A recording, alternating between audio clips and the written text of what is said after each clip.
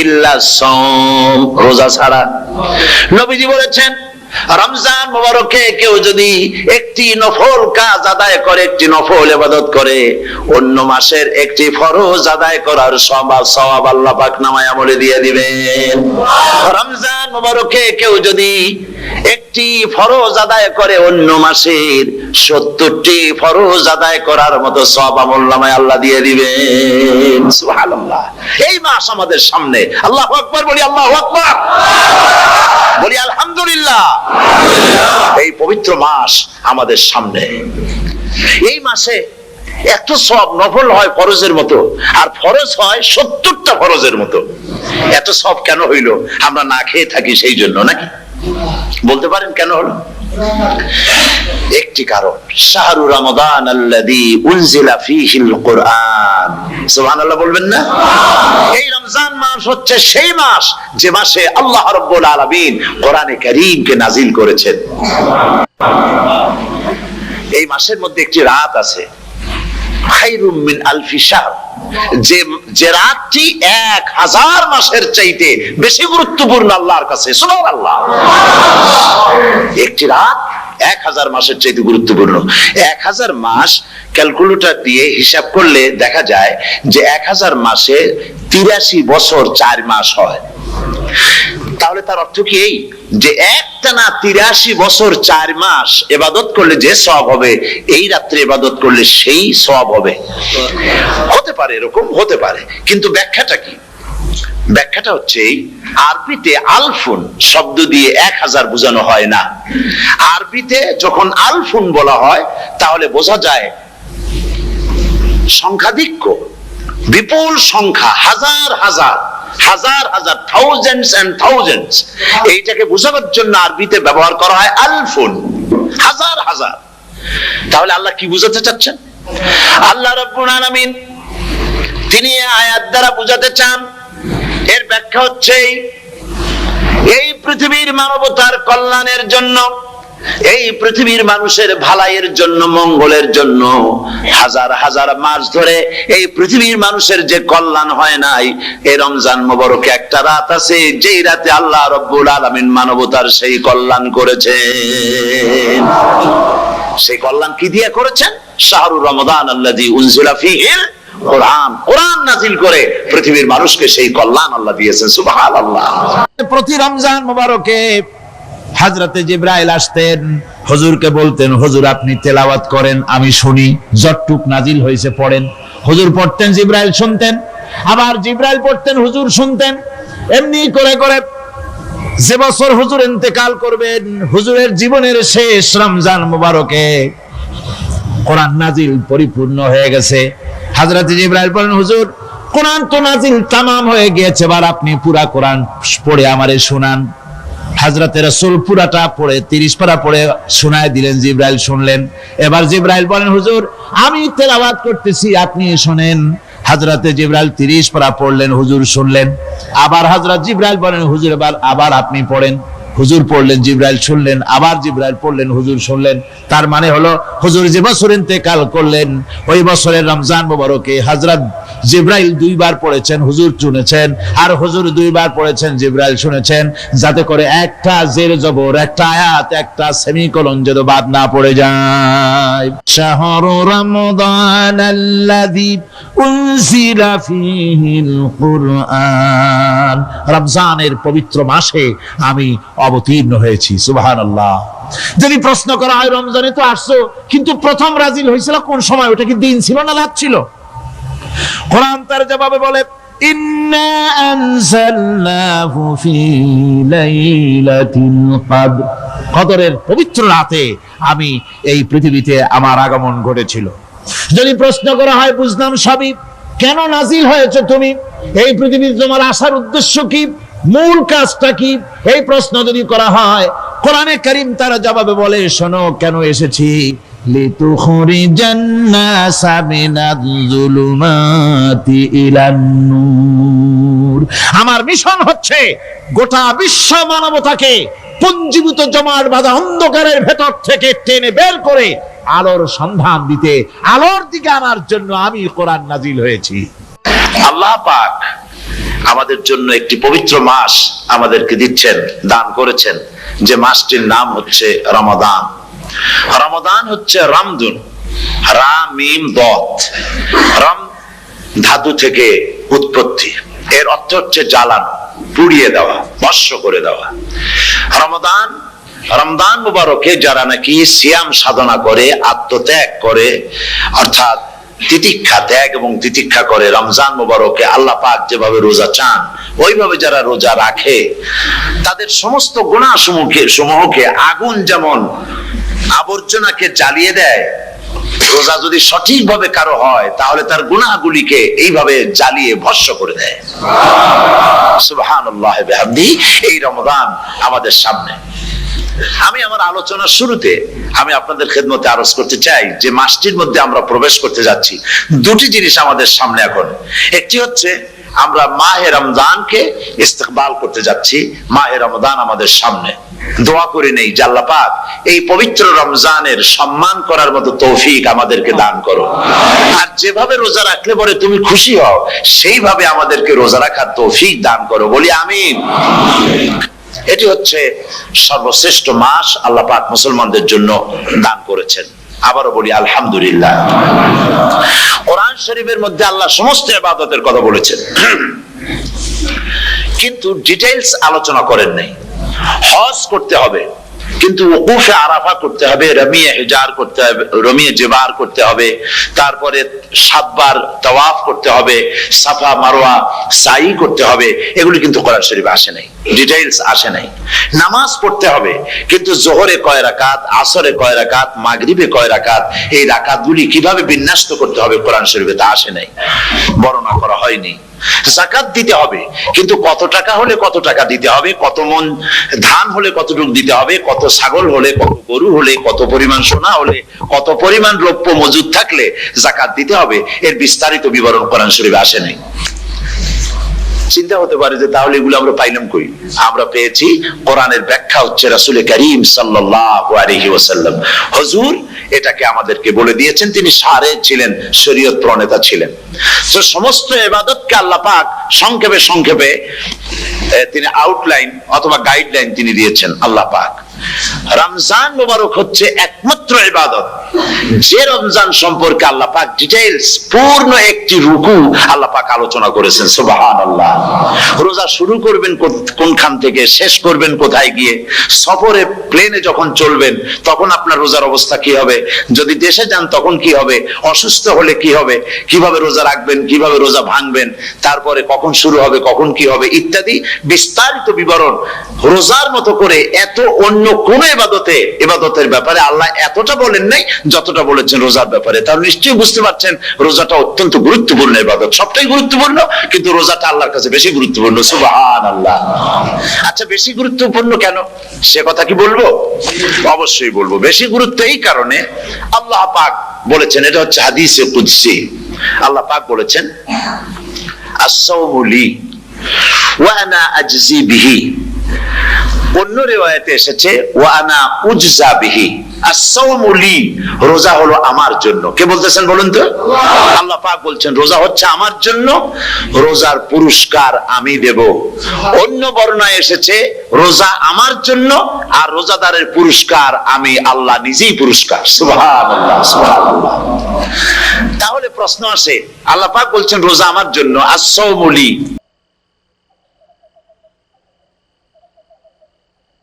আল্লাহ পাক বলে বান্দা যখন আমাকে ডাকে আমি বান্দার একদম নিকটে, তার ঘাড়ের চাইতেও নিকটে। ওয়া নাহানু আকরাবু ইলাইহি মিন হাবলিল ওয়ারিদ। আমি আমার বান্দার সারা যে রগের উপরে তার মাথা, এর থেকেও আমি আমার বান্দার বেশি নিকটে। সুবহানাল্লাহ পড়ে। আমি তোমার কাছে, আমার কাছে মাপ চাও, যত বড় গুনাহ হোক। ওয়া ক্বালা রাব্বুকুম উদউনি আস্তাজিব লাকুম। তোমার প্রভু তোমাকে ডেকে বলেছে আমাকে ডাকো, আমি মাফ করে দেবো। সুবহানাল্লাহ। কত বড় কথা, আমাকে ডাকো, নিরাশ হয়েও না, হতাশ হয়েও না। আল্লাহর গজব বেশি না রহমত বেশি? আল্লাহর রহমত বেশি। হাদিসে কুদসির ভিতরে এসেছে, আল্লাহ পাক বলেছেন কোন বান্দা যদি আমার দিকে 1 বিঘত অগ্রসর হয়, আমার রহমত তার দিকে এক হাত এগিয়ে যায়। কোন বান্দা যদি আমার দিকে হেঁটে আসে, আমার রহমত তার দিকে দৌড়ে যায়। বান্দা যখন আল্লাহর দরবারে দুহাত উঁচু করে চোখের পানি ফেলে দেয়, মুসলিম শরীফের হাদিসের ভিতরে এসেছে, গভীর রাত্রে, রাতের তৃতীয় অংশে আল্লাহ রাব্বুল আলামিন প্রথম আকাশে আসেন আর ডেকে বলেন, পৃথিবীতে আছো নাকি কেউ গুনাহ করে জীবন বরবাদ করে দিয়েছো, আমার কাছে মাপ চাও। ঋণগ্রস্ত আছো, অসুস্থ আছো, অপমানিত আছো, কে আছো মাজলুম, আমাকে ডাকো, আমার কাছে বলো, আমি ডাকের সাড়া দেব, জীবনের আশা পূরণ করে দেব। ওই সময় যেই সমস্ত লোকেরা কাঁদে তাহাজ্জুদের নামাজ পড়ে, আল্লাহ জিজ্ঞেস করেন ফেরেশতারা, অমুক অমুক দেশ অমুক অমুক বান্দারা কাঁদে কেন? ফেরেশতারা বলে, রব্বুল আলামিন তুমি তো ভালো করে জানো। আল্লাহ বলেন, জানি, তবুও তোমাদের মুখে শুনতে চাই। তারা বলে, রব্বুল আলামিন তোমার এই বান্দা গুনাহ করেছি, গুনার জন্য মাফ চায়, জাহান্নাম থেকে বাঁচতে চায়। আল্লাহ পাক বলেন, ফেরেশতারা আমার এই বান্দারা আমারে দেখেছে নাকি? বলে দেখে নাই। বলে আমার দোজখ দেখেছে নাকি? বলে না, তাও দেখে নাই। আমার বেহেশত দেখেছে নাকি? বলে না, তাও দেখে নাই। আল্লাহ পাক বলেন, ফেরেশতারা সাক্ষী থাকো, ওরা আমাকে দেখে নাই, আমার বেহেশত দোজখ কিছুই দেখে নাই, শুধুমাত্র আমার নবীর কথা, আমার কোরআনের কথা বিশ্বাস করে আরামের ঘুমকে হারাম করে যেভাবে তারা কাঁদতেছে, সাক্ষী থেকে যাও ফেরেশতারা, আমার রহমতের দরিয়ায় জোশ মেরেছে, আমার ওই ক্রন্দনরত বান্দাগুলিকে আমি আল্লাহ মাফ করে দিলাম। সুতরাং মুমিন বান্দা যারা, আল্লাহর মুমিন বান্দা যারা, এই ইমানের কোয়ালিটি, এটাও হতাশায় নিরাশায় ভেঙে পড়বে না। গুনাহ তো মানুষই করে, গুনাহ হয়ে গেছে, মাপ চাও। তোমার গুনাহ কদ্দুর? তোমার গুনাহ যদি হয় পাহাড় সমান, আল্লাহর রহমত আকাশ সমান। জাহান্নামের কঠিন শাস্তি থেকে বাঁচতে হলে আল্লাহর প্রতি ঈমান আনতে হবে। আর ঈমান আনলে যে কোয়ালিটিগুলি হওয়া উচিত, সেগুলি আমি আপনাদের সামনে আলোচনা করছি। এরপর আরেকটি কোয়ালিটি হবে মুমিনের, তা হলো কঠোর কঠিন বিপদে অবিচল থাকবে, বিপদে ভেঙে পড়বে না। বিপদ আপদ, শত্রুতা, ক্ষয় ক্ষতি যা কিছু হয় সবই আল্লাহর পক্ষ থেকে, এটা মেনে নিতে হবে এবং ধৈর্য ধারণ করতে হবে। বিপদ মুসিবত শুধু উম্মতের জন্য নয়, দুনিয়ার সমস্ত নবীদের বিপদ এসেছে, হয় নাই? নবীদের বিপদ আসে নাই? কোরআনে কারীম থেকে শুনুন, আল্লাহ রাব্বুল আলামিন বলেন, وَكَذَلِكَ جَعَلْنَا لِكُلِّ نَبِيٍّ عَدُوًّا مِنَ الْمُجْرِمِينَ। আল্লাহ পাক বলেন, এমনি করে আমি সকল নবীদের শত্রু বানিয়ে দিয়েছি সব পাপিষ্ঠ আর অপরাধ প্রবণ লোকদেরকে। প্রত্যেক যুগে নবীদের শত্রু ছিল, প্রত্যেক যুগে নবীদের কি ছিল? শত্রু ছিল। সে শত্রু কারা ছিল? আল্লাহ পাক বলছেন, নবীদের শত্রু ছিল পাপিষ্ঠ আর অপরাধ প্রবণ লোক, এরাই ছিল নবীদের দুশমন। রাসূলগণের অবস্থা যদি এই হয়, তাহলে তার উম্মত, ওই দিনের ধারক বাহক যারা, তাদের বুঝি বিপদ আপদ হবে না? নাকি হবে কিনা? তো ইসলামের বিরোধিতা যারা করে, কোরআনের পরিভাষায় বলা হয়েছে ইসলামের দুশমন, নবীদের দুশমন। দুনিয়ার সব পাপিষ্ঠ আর অপরাধ প্রবণ লোকেরাই ইসলামের দুশমন হয়, নবীদের দুশমন হয়। আজও দেখেন, আজও তাকিয়ে দেখেন, ইসলামী আন্দোলনের বিরোধিতা যারা করে তারা পাপিষ্ঠ চরিত্রের কিনা, তাকায় দেখেন, খুঁজে দেখেন, সর্বত্র খুঁজে দেখুন, খুঁজে দেখুন। যারা ইসলামী আন্দোলনের বিরোধিতা করে, যারা ইসলামকে মিটিয়ে দেওয়ার চেষ্টা করতেছে, যারা ইসলামকে মৌলবাদ বলে, ইসলামকে সাম্প্রদায়িক বলে, কোরআনে কারীমের কথা কত স্পষ্ট যে নবীদের দুশমন হয়, ইসলামের দুশমন হয় মুজরিম লোকেরা, অপরাধ প্রবণ আর পাপিষ্ঠ লোকেরা। আজও আমরা দেখতে পাই এই শ্রেণীর লোকেরা পাপিষ্ঠ এবং সবচাইতে সমাজের নিকৃষ্ট ধরনের চরিত্রহীন লোক। নামাজ নাই। আপনি খুঁজে দেখেন, ইসলামী আন্দোলনের বিরোধিতা যারা করছে, যারা নেতৃত্ব দিচ্ছে, নামাজ নাই, রোজা নাই, চরিত্র নাই, হজ নাই, যাকাত নাই, মদ, জুয়া, জেনা, ব্যভিচার ইত্যাদিতে লিপ্ত। চেহারা দেখলে ছেলেপেলেরা 2 গ্লাস পানি খায়, ভরস ওঠে। কথা ঠিক কিনা কয়? এই হলো অবস্থা। মারে কেন? মুমিনদেরকে, পয়গম্বরদেরকে, সাহাবীদেরকে এবং ঈমানদারদেরকে মারে কেন? তার কারণ হচ্ছে আল্লাহ রাব্বুল আলামিন বলেছেন, ওয়া মা নাকামু মিনহুম ইল্লা আইয়ুমিনু বিল্লাহিল আজিজিল হামিদ। কাফিররা ঈমানদার লোকদেরকে অন্য কোন অপরাধী নির্যাতন চালায় না, নির্যাতন চালায় শুধু এই কারণে যেহেতু মুমিন লোকেরা পরাক্রমশালী, আল্লাহ রাব্বুল আলামিনের দ্বীনকে কায়েম করতে চায়, তার উপরে ঈমান এনেছে, এই কারণেই তারা মারে। ঠিক কিনা কর? যুগে যুগে নবীদের উপরে, সাহাবীদের উপরে যে অত্যাচার হয়েছে, সে অত্যাচার এই কারণেই হয়েছে, অন্য কোনো কারণে নয়। এই কঠিন বিপদে অবিচলতা এবং ধৈর্যের দৃষ্টান্ত নবীগণ পেশ করেছেন পৃথিবীর বুকে। আমরা দেখেছি ইব্রাহিম আলাইহিস সালামকে আগুনে ফালানো হয়েছে, আছে না কোরআন শরীফে? আমি কিন্তু গল্প করতেছি না, সব কোরআনের কথা। কিসের কথা? ইব্রাহিম আলাইহিস সালামকে আগুনে ফালানো হচ্ছে। অপরাধ কি? অপরাধ হচ্ছে হযরত ইব্রাহিম আলাইহিস সালাম দাওয়াত দিয়েছেন লা ইলাহা ইল্লাল্লাহ। জোরে পড়েন লা ইলাহা ইল্লাল্লাহ, লা ইলাহা লা ইলাহা ইল্লাল্লাহ মুহাম্মাদুর রাসূলুল্লাহ। হযরত ইব্রাহিম আলাইহিস সালাম দ্বীনের দাওয়াত দিয়েছেন, এক আল্লাহর দাওয়াত দিয়েছেন, ঈমানের দাওয়াত দিয়েছেন। আর কোন অপরাধ ছিল না। নমরুদ সহ্য করতে পারলো না। কোরআনে কারীমের মধ্যে সব কথাগুলি আল্লাহ পাক এই জন্য বিধৃত করেছেন, এই জন্য কোরআনে কারীমের মধ্যে সব কথা উঠায় দিয়েছেন, যাতে করে মুমিনেরা বিপদ আসলে পরে যেন ঘাবড়ে না যায়। ইব্রাহিম আলাইহিস সালামকে আগুনে ফালানো হচ্ছে।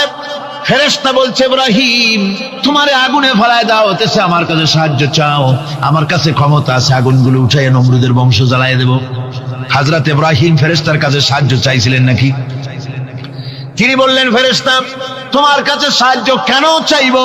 আমি তো এমন কোন অন্ধ আল্লাহর ইবাদত করি না যেই অন্ধ স্রষ্টা তার গোলামের দুঃখ দুর্দশা না দেখেন। আমি তোমার কাছে সাহায্য চাইব না। হযরত ইব্রাহিম আলাইহিস সালাম পাশ করলেন। কি বলেন, পাশ করছেন না? ঈমানের পরীক্ষায় পাশ। আগুনের মধ্যে হযরত ইব্রাহিমকে যখন ফেলানো হচ্ছে, রব্বুল আলামিন আগুনের প্রতি নোটিশ করে দিলেন, ইয়া নারু কুনি বারদাও ওয়া সালামান আলা ইব্রাহিম। আগুন আমার ইব্রাহিমের জন্য শান্তিদায়ক, ঠান্ডা হয়ে যা। এখন কি আর আগুনের বাপের ক্ষমতা আছে ইব্রাহিমরে পোড়ানো? আর ক্ষমতা নাই। আমার বন্ধুগণ, ইব্রাহিম আগুনের ভিতরে আরামে বসা আছেন, আর ওদিকে নমরুদ বসে বসে দেখতেছে দূর থেকে। ইব্রাহিম তো জ্বলে না, গায়ের মধ্যে আগুন জ্বলে গেল। ডাক দিয়া কয়, আগুন তোর হলো কি? কেন জ্বালাইতে পারিস না আমার দুশমন রে? হলোটা কি তোর? তোর কি জ্বালানো শক্তি বন্ধ হয়ে গেল নাকি? আগুনের ভিতর থেকে জবাব এলো, নমরুদ রে, আমার ভিতরে জ্বালানো শক্তি আছে কি নাই যদি প্রমাণ করতে চাও, টেস্ট করতে চাও, তুই নিজে আয়, তোরে শুদ্ধ তামাম দুনিয়া জ্বালাই দিতে পারি, ইব্রাহিমের এক গাছা পশমও জ্বালাই দিতে পারি না। তার কারণ হচ্ছে আমি হচ্ছি মাখলুক, আল্লাহ হচ্ছেন খালিক। আল্লাহ আমাকে বলেছেন না জ্বালাতে, তুমি 1000 বার বললেও আমি ইব্রাহিমকে জ্বালাইতে পারবো না। কোরআনে কারিমে ঘটনা বলে মুমিনদেরকে সাহস দেওয়া হচ্ছে, মুমিনেরা দ্বীনের কাজ করতে গিয়ে বিপদ আবাজ আসবে, ঈমানের দাবি হলো বিপদ আসবে, আর বিপদ আসলে ঘাবড়ায় যেও না, মুসিবতে পড়ে চিন্তায় পেরেশানে হয়রান হয়ে যেও না। বিশ্বকবি আল্লামা ইকবাল কি সুন্দর করে বলেছেন, আজ ভি হোক জু ইব্রাহিম কা ইমা पैदा आग कर सकती है एक अंदाज गुलिस्तां पैदा। ইব্রাহিমের ঈমান যদি আজিও কোথাও হয় বিদ্যমান, করতে পারেন অগ্নিকুণ্ডে খুবসুরত এক গুলিস্তান।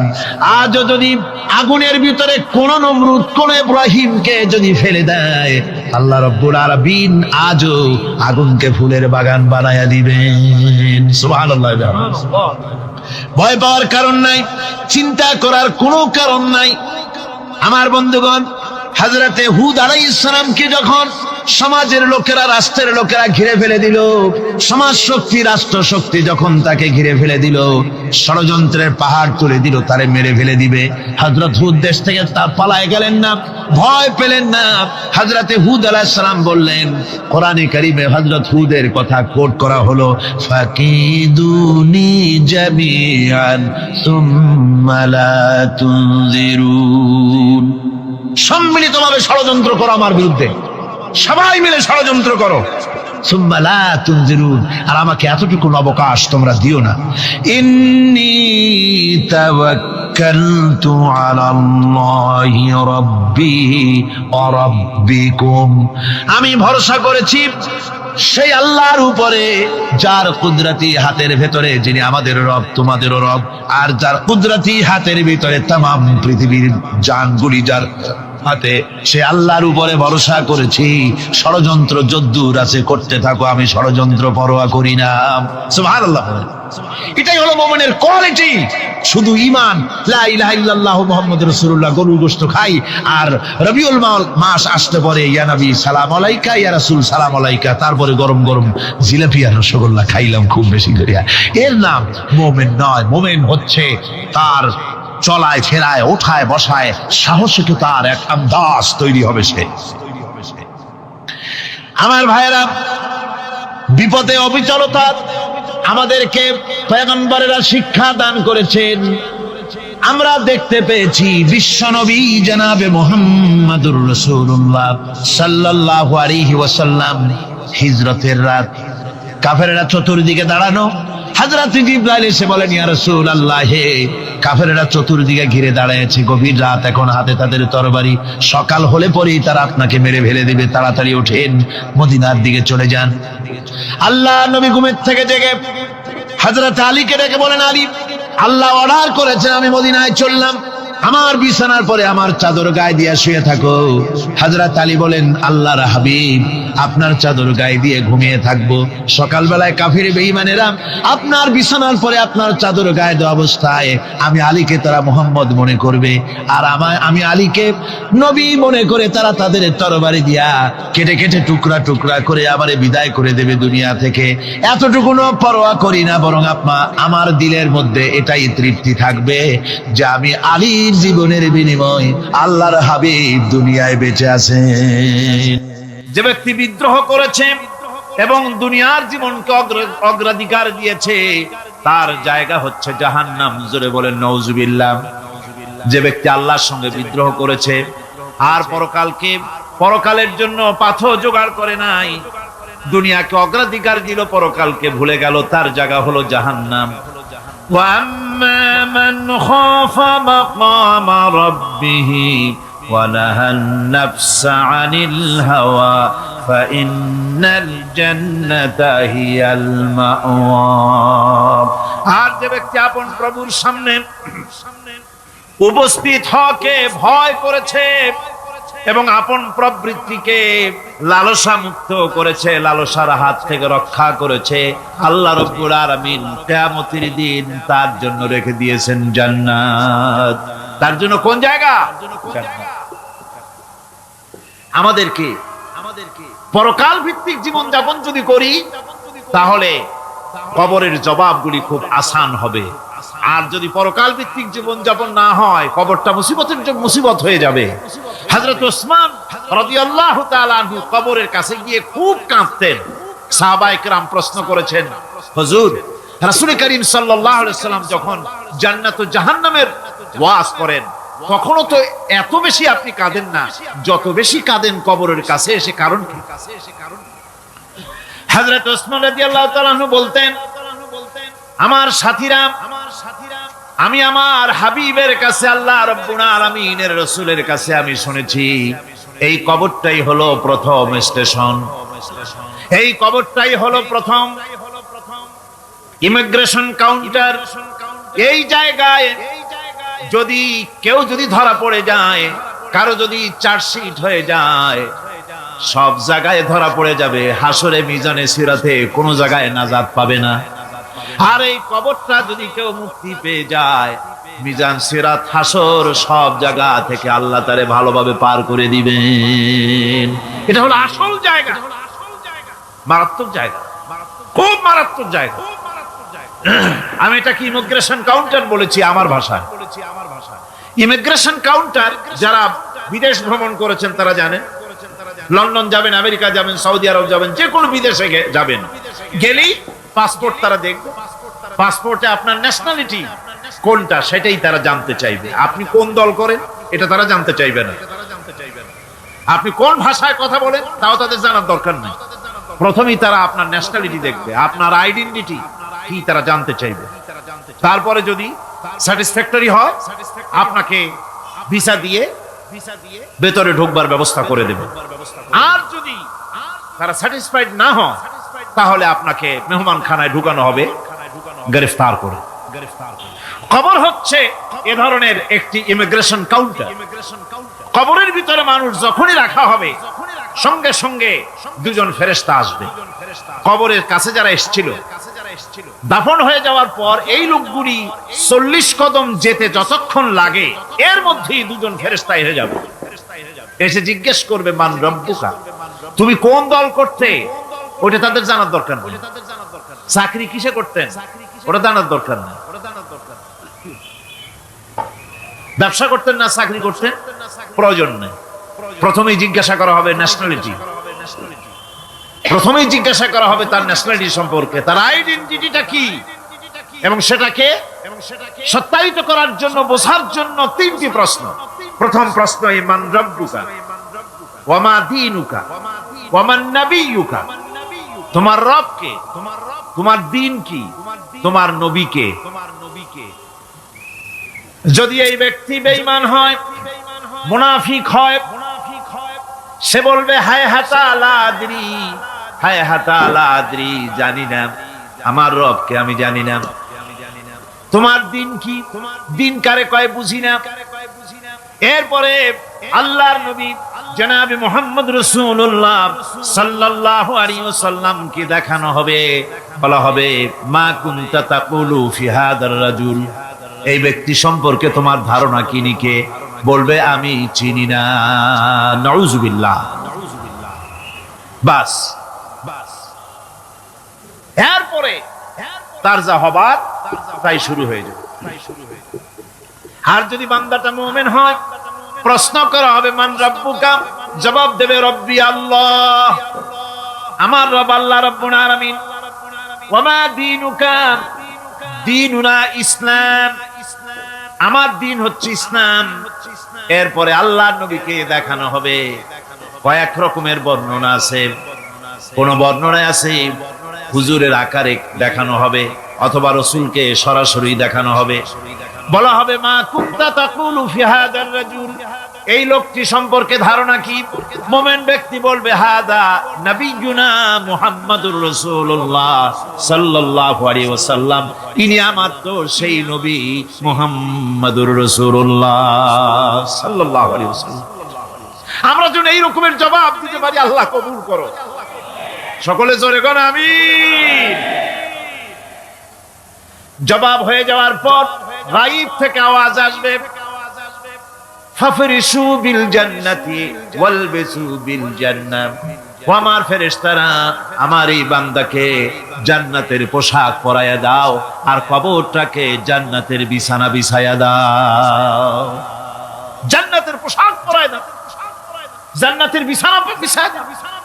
ইলা মাদ্দা বাসারিহি, তার চোখের দৃষ্টি যত দূর যায় কবরটা ততটা প্রশস্ত করে দাও। এরপর বেহেশতের পোশাক পরাইয়া, বেহেশতের বিছানা বিছায়া ফেরেশতা বলবে নূম কানাউমুল উরুস, ঘুমিয়ে যাও। দুলামিয়া যেমন বাসর সজ্জায় নতুন বউ নিয়ে আরামে ঘুমায়, এরকম আরামে ঘুমায় যাও। ইলা ইয়াউমিল কিয়ামা, কিয়ামত পর্যন্ত ঘুমায় থাকো, আরামে ঘুমিয়ে থাকবে। এরপরে সিংহায় ফুৎকার হবে, সিংহার ফুৎকারের আওয়াজে তার ঘুম ভেঙে যাবে। বলবে ইয়া ওয়াইলানা মান বা'আসানা মিন মারকাদিনা, হায় আফসোস, আমার এত আরামের ঘুম থেকে কে আমাকে জাগ্রত করলো, আমার ঘুমটারে নষ্ট করলো কে। আওয়াজ আসবে হাদা মা ওয়াদার রহমান ওয়া সাদাকাল মুরসালুন। এটা হচ্ছে রহমানের সেই ওয়াদা। আর মুরসালিনরা, নবীরা সত্য কথাই বলেছিলেন, সেই কিয়ামত অনুষ্ঠিত হচ্ছে। আমার বন্ধুগণ, সেজন্য এই দুনিয়ার মোহে পড়ে থাকলে পরে দুনিয়ায় যারা অগ্রাধিকার দিবে দুনিয়াকে পরকালের তুলনায়, জবাব দিতে পারবে না কবরের ভিতরে গিয়া। আর যারা পরকালকে অগ্রাধিকার দিবে, দুনিয়ার চাইতে পরকালকে বেশি অগ্রাধিকার দেবে, আর আল্লাহর ভয় কলিজার ভিতরে রাখবে, কবরের জবাব সঠিকভাবে দিতে পারবে, কিয়ামতের দিন আল্লাহ রাব্বুল আলামিন তাদের জন্য জান্নাত দান করবেন। জোরে বলেন আমিন।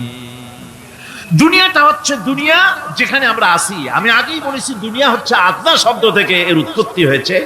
তুচ্ছ, নিকৃষ্ট, এটার দাম নাই, এটার মূল্য নাই। হযরত ইবনে কাইয়িম রাহিমাহুল্লাহ, নওয়ারাল্লাহু মারকাদাহু ওয়া জাআলাল জান্নাতা মাথওয়াহু, হযরত ইবনে কাইয়িম তিনি বলছেন, সুন্দর করে বলছেন দুনিয়া সম্পর্কে, মা মাদা ফিদ দুনিয়া আহলামুন ওয়া মা বাকিয়া মিনহা আমানি ওয়াল ওয়াক্তু বাইনাহুমা দায়ুন। মা মাদা ফিদ দুনিয়া আহলামুন, জীবনের যে অংশ ফেলে এসেছি সেটা আজ একটা স্বপ্ন। ওয়া মা বাকিয়া মিনহা আমানি, আর জীবনের যে অংশ সামনে বাকি আছে সেটা এখন একটা আকাঙ্ক্ষা। ওয়াল ওয়াক্তু বাইনাহুমা দায়ুন, আর এর মাঝখান থেকে সময় সব চলে যাচ্ছে। কত বড় কথা চিন্তা করেছেন? জীবনের যে অংশ ফেলে এসেছি তা আজকে স্বপ্ন, তা কি বলেন? স্বপ্ন। আর সামনে যা আছে সেটা আকাঙ্ক্ষা, আর মাঝখান থেকে সময় সব চলে যাচ্ছে। এরপরে তিনি বলছেন, ওয়ামান ইয়াসহাবিদ দুনিয়া ইয়াকুন মিসলা কাবিদিন আলাল মাই খালাতুহু ফুরুজুল আসাবিঈ। দুনিয়াদারের অবস্থা হচ্ছে এই, কেউ যদি দুই হাতে পানি খামসায় ধরে, দুই হাতে কি ধরছে বলেন? দুই হাতে পানি খামসায় ধরেছে, খুব মজবুত করে ধরেছে, 2 মুঠ পানি। বলেন থাকবে কতটুকু? কতটুকু থাকবে? 1 ফোঁটাও থাকবে না। কারণ তার আঙ্গুলের ফাঁক তার সাথে খেয়ানত করবে, আঙ্গুলের ফাঁক দিয়া পানিগুলি সব বেরিয়ে চলে যাবে। সুতরাং দুনিয়া যারা চায় তারা ঠিক পানি খামসায় ধরলে পানি যেমন হাতের ভেতর থেকে খেয়ানত করে চলে যায়, যারা দুনিয়া চায় দুনিয়াও তাদেরকে ভাবে ফাঁকি দিয়ে চলে যায়। তবুও দুনিয়ার মায়া মানুষের এত বেশি। আল্লাহর নবী বলেন, লাউ কানা লি ইবনি আদামা ওয়াদিন মিন যাহাবিন লাহাব্বা ইয়াকুনা লাহু সারিন। এই পৃথিবীতে যদি কাউকে একটা মাঠ ভরে যদি সোনা দেওয়া যায়, লোকটা বলবে, রব্বুল আলামিন, আমি যদি আরেকটা মাঠ এরকম সোনা ভরা পেতাম। দ্বিতীয় আরেকটা মাঠ দেওয়া হলে আবার বলবে, যদি তৃতীয় আরেকটা মাঠ সোনা ভরে যদি পেতাম। নবীজি বলেন, ওয়ালা ইয়ামলাউ জাওফু ইবনু আদামা ইল্লা তুরাব। মানুষের পেট 3.5 হাত মাটি ছাড়া, কবরের মাটি ছাড়া মানুষের পেট ভরবে না। আরো চাই, আরো চাই, চাওয়ার কোনো শেষ নাই। মানুষ এভাবে করে দুনিয়ার মহব্বতে এমনি পাগল হয়ে যায়, শুধু দুনিয়ার মহব্বত, পরকালকে বেমালুম ভুলে যায়। আমি কিন্তু এই কথা বুঝাতে চাই নাই যে পরকালের মহব্বতে, পরকালের ভয়তে বা পরকালের জন্য দুনিয়া আপনি বাজার ঘাট, বেচা কিনা, ব্যবসা বাণিজ্য সবকিছু ভুলে যান না, তা নয়। ভুল বোঝার কোনো কারণ নাই। পরকালকে অগ্রাধিকার দিতে হবে, মানে দুনিয়াটা চিরস্থায়ী জায়গা নয়। চিরস্থায়ী হচ্ছে কোনটা? আখিরাত। চিল্লা এখন কোনটা? সুতরাং এখানে যা করতে হবে, আখিরাতের জবাবদিহিমূলক জীবন যাপন করতে হবে। আপনি ব্যবসা করবেন, ওজনে কম দিতে পারবেন না। আপনি খাদ্যে ভেজাল দিতে পারবেন না, চুরি করতে পারবেন না, ডাকাতি করতে পারবেন না, জেনা করতে পারবেন না, বদমাশি করতে পারবেন না, মদ খেতে পারবেন না, সন্ত্রাসী হতে পারবেন না, হাইজ্যাকার হতে পারবেন না, চাঁদাবাজ হতে পারবেন না, মুনাফাখোর হতে পারবেন না, আপনি চোরা কারবারি হতে পারবেন না, ঘুষখোর হতে পারবেন না, সুদখোর হতে পারবেন না। এই সব কাজ পরকালকে বিশ্বাস করলেই এ সমস্ত কাজ থেকে মানুষ বিরত থাকতে পারে। কথা ঠিক কিনা? এটাই হচ্ছে। সুতরাং এই পৃথিবী থাকবে না, এটা কি চিরকাল থাকবে? না, এর একটা পরিসমাপ্তি ঘটবে। যেমন করে সারা বছর লেখাপড়া করার পর কলেজে, বিশ্ববিদ্যালয়, মাদ্রাসায়, হাই স্কুলে, সব জায়গায় সারা বছর লেখাপড়া করার পর যেমন পরীক্ষা দেওয়ার একটা দিন আসে, সারা বছর ব্যবসা করার পর হিসাব নিকাশ করার যেমন একটা সময় আসে, সারা মাস চাকরি করার পর বেতন পাওয়ার যেমন একটা দিন আসে, সারা জীবন চাকরি করার পর পেনশন পাওয়ার যেমন একটা সময় আসে, অনুরূপ ভাবে এই দুনিয়া যেদিন শেষ হয়ে যাবে, আল্লাহ নির্ধারিত সময় শেষ হয়ে যাওয়ার পর একটা সময় আসবে যখন আল্লাহ রব্বুল আলামিন সব শেষ করে দিবেন, লন্ড ভন্ড হয়ে যাবে, কিছু থাকবে না। কোরআনে কারিমে আল্লাহ সব বলেছেন, কোরআনে সব আল্লাহ বলে দিয়েছেন। আল্লাহ পাক বলেন এই পৃথিবীর সব কেমন ভাবে ধ্বংস হবে তার চিত্র আল্লাহ পাক কোরআনে কারিমে তুলে ধরেছেন। ইযাস সামাউ ফাতারাত ওয়া ইযাল কাওয়াকিবু তাসারাত ওয়া ইযাল বিহারু ফুজ্জিরাত ওয়া ইযাল কুবুরু বু'সিরাত। যখন আকাশসমূহ জীর্ণ বিদীর্ণ হয়ে যাবে, তারকাগুলি বিক্ষিপ্ত হয়ে ছিটকে পড়বে, আর সমুদ্রগুলি উচ্ছ্বসিত হয়ে পড়বে, কবরগুলি সব তার ভেতরে যা আছে উদ্গীরণ করে দেবে, তারকাগুলি স্থিমিত হয়ে যাবে। এরপরে সমস্ত আকাশগুলি কাতাইয়িস সিজিল্লিল কুতুব, কিতাবের পৃষ্ঠার মতো একটার পরে একটা ঠাস ঠাস করে পড়তে থাকবে, চূর্ণ বিচূর্ণ হয়ে ভেঙে চুরে একাকার হয়ে যাবে। পাহাড়গুলিকে উড়িয়ে দেওয়া হবে, চন্দ্র এবং সূর্য একাকার হয়ে যাবে। আল্লাহ রাব্বুল আলামিন বলেন ফাইদা বারিকাল বাসার ওয়া খাসাফাল কমার ওয়া জুমিআশ শামসু ওয়াল কমার। চক্ষু যখন বিস্ফারিত হয়ে যাবে, চাঁদ যখন তার আলো হারিয়ে ফেলবে, সূর্য যখন তার আলো হারিয়ে ফেলবে, চাঁদ আর সূর্য সব একাকার হয়ে যাবে, সেই সময়ের অবস্থাটা কি চিন্তা করো। মানুষ হয়রান হয়ে দৌড়াদৌড়ি করবে। ওয়াহুমিলাতিল আরদু ওয়াল জিবালু ফাদুক্কাতা দাক্কাতান ওয়াহিদা। জমিন এবং পাহাড়গুলির মধ্যে আল্লাহ রাব্বুল আলামিন সংঘর্ষ বাঁধিয়ে দিবেন, পাহাড়গুলি ভেঙে চুরে টুকরা টুকরা হয়ে যাবে, পাহাড়গুলি উঁচু করে জমিনের উপরে আছাড় মেরে আল্লাহ রাব্বুল আলামিন ভেঙে চুরে চুরমার করে দিবেন। সুবহানাল্লাহ। ওয়া তাকুনুল জিবালু কালইহনিল মানফুশ। পাহাড়গুলো পেঁজা ধোনা তুলার মতো করে উড়িয়ে দেওয়া হবে, পাহাড় উড়ে যাবে। সুবহানাল্লাহ পড়ো। পাহাড় পাথরের তৈরি করা পাহাড়, এই পাহাড়গুলি তুলার মতো হয়ে উড়বে কিভাবে? আমি এই দৃশ্য নিজের চোখে কিছুটা হলেও দেখছি। আজ থেকে 10 দিন আগে আমি ইতালি সফর করে এসেছি। ইতালির রাজধানী রোম। রোম প্রাচীন সভ্যতার লালন ভূমি।